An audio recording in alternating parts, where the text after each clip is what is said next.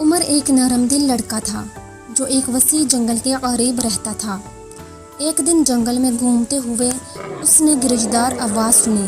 متجسس لیکن بے خوف اس نے آواز کا پیچھا کیا اور ایک شیر کو جال میں پھنسا ہوا پایا۔ سنہرے کھال اور چھیدتی آنکھوں کے ساتھ شیر نے بے بسی سے عمر کی طرف دیکھا۔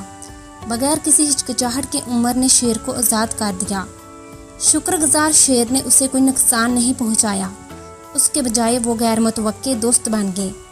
عمر ہر روز جنگل کا دورہ کرتا اور شیر کے لیے کھانا لاتا۔ بدلے میں شیر نے عمر کو خطرے سے بچایا، جنگلی راستوں سے بحفاظت رہنمائی کی۔ ایک دن جب شکاریوں کا ایک گروہ جنگل میں داخل ہوا تو شیر نے زور زور سے داڑیں مار کر انہیں ڈرایا اور عمر کے گاؤں کو بچا لیا۔ اس دن سے عمر اور شیر افسانوی دوست بن گئے، ایک لڑکے اور جنگلی درندے کے درمیان دوستی اور بھروسے کی کہانی جس سے